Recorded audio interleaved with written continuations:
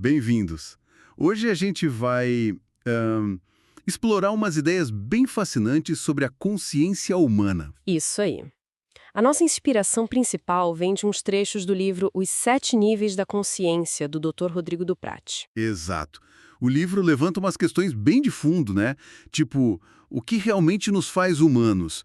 Como é que a mente surge do cérebro físico? E como a gente pode evoluir, né? A ideia aqui é, assim, analisar os pontos mais instigantes mesmo dessa exploração que o autor faz. Bom, para começar, o texto já joga a gente num mistério, logo de cara, né?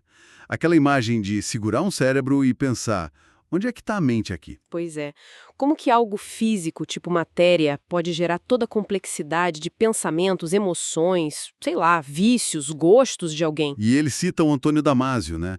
Que faz essa conexão forte entre razão e emoção. Sim, sugerindo que a mente não é uma coisa parada, mas um processo, sabe? Um fluxo dinâmico. Isso, um fluxo. O que já desafia aquela ideia mais antiga de mente totalmente separada do corpo, né? Com certeza. E olha só que interessante, essa visão se conecta com a própria história da vida que o texto apresenta. Ah, a parte da evolução? Isso, uma jornada longa, né, da desordem para a ordem. Começa lá com as células simples, os procariontes. Pum! Evoluindo por bilhões de anos até chegar nas células complexas, os eucariontes. É incrível pensar nisso. E o texto faz até uma ponte com a cosmologia védica, falando que a evolução não é só se espalhar, mas também, tipo, alcançar formas mais sofisticadas. Quer dizer, para nós humanos fica uma escolha então. Exatamente. A gente pode só seguir o fluxo biológico, né? Reproduzir e tal, ou pode buscar ativamente, níveis mais altos de consciência. Tá, e o que seria o diferencial humano nessa jornada toda? O que nos destaca? Bom, o material aponta muito para a nossa capacidade de imaginar, de visualizar cenários futuros, sabe? Ah, sim. A capacidade de planejamento. Isso, um planejamento super complexo. E cooperação também, em grande escala, baseada em ordens imaginadas, como ele chama. Tipo impostos, empresas, casamento, coisas que só existem porque a gente acredita nelas coletivamente. Exato. Mas essa mesma habilidade incrível também abre a porta para a ansiedade, né? A preocupação com o que ainda vai acontecer. Verdade. É uma faca de dois gumes, assim. Sem dúvida. E essa capacidade mental toda está ligada à consciência e ao que o texto chama de ego. Certo. Consciência e ego. Como ele define isso? A consciência é descrita mais como a ativação cerebral mesmo, que nos dá o senso de quem somos.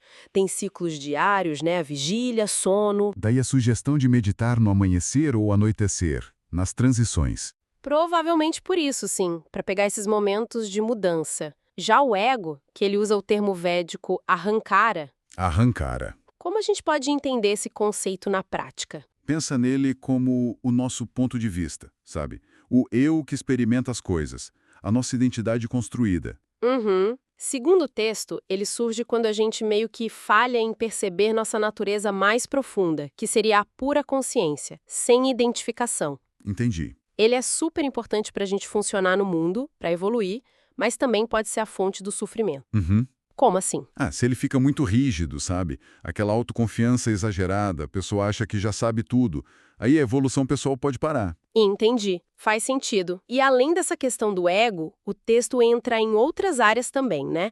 Fala de energia sutil, sim, o prana ou ki em outras tradições, liga isso à respiração, à alimentação, menciona até uma fórmula, tipo glicose plus O2 igual ATPs, e faz um paralelo, comida plus respiração igual ojas plus prana. Hoje seria tipo uma vitalidade mais sutil. Isso, uma essência vital. E fala dos chakras como centros dessa energia toda.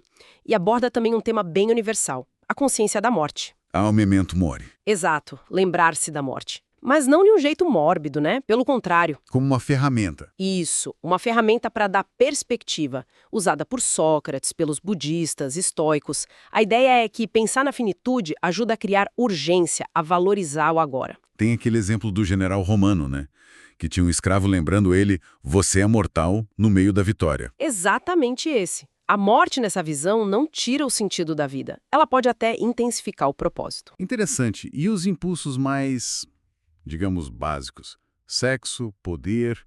como eles entram nessa história da consciência? O material trata eles como forças primordiais mesmo. O sexo, que em humanos vai muito além da biologia, né? Vira arte, vício, ritual. Uhum. E o poder, super ligado à sobrevivência, à competição, desde as bactérias até nós.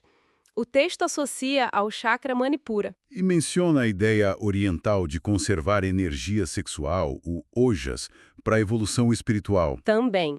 E alerta que essas forças, principalmente o poder, podem corromper se o ego estiver distorcido. Tem o exemplo do executivo Ivan lá. Que subiu rápido e caiu por causa do ego inflado pelo poder. Isso, mostra o risco. Mas olha só, a evolução não trouxe só competição e ego, né? Trouxe a cooperação também, claro. E a empatia. Exato. O texto liga isso a outro chakra, o anahata, do coração. A empatia, essa capacidade de sentir com o outro, é fundamental. E ele conecta isso com a nossa biologia. Hormônios, neurônios espelho. Menciona ocitocina, vasopressina e a possibilidade dos neurônios espelho terem um papel. Essa empatia seria a base para a moralidade, para a vida em sociedade. Então tem um contraponto entre competição e cooperação. Sim, o texto mostra que as duas existem, têm seu lugar, mas é a cooperação que permite construir coisas mais complexas, que impulsiona a evolução para níveis mais altos. Pensa na inteligência coletiva das formigas, por exemplo. Entendi. Então, juntando tudo isso, biologia, cérebro, evolução, ego, morte, poder, sexo, empatia, cooperação. Ufa! Que visão geral a gente tira sobre a consciência humana a partir dessas ideias? Olha, emerge um quadro de uma complexidade absurda, né? A consciência parece ser algo que resulta dessa interação toda. Biologia, ambiente, cultura, ele até menciona os memes culturais, tipo a ciência, e, muito importante, as escolhas que cada um faz sobre o próprio desenvolvimento. E a sugestão é que a gente pode ir além do básico, do instintivo. Sim, que existem níveis de consciência que transcendem isso. E sabe, isso deixa uma questão no ar, uma reflexão interessante. Se a consciência, como algumas dessas ideias sugerem, talvez até ligadas à física quântica ou tradições antigas, não estiver totalmente presa no espaço-tempo como a matéria comum. O que isso significaria? Pois é, o que significaria acessar de verdade esses níveis mais profundos?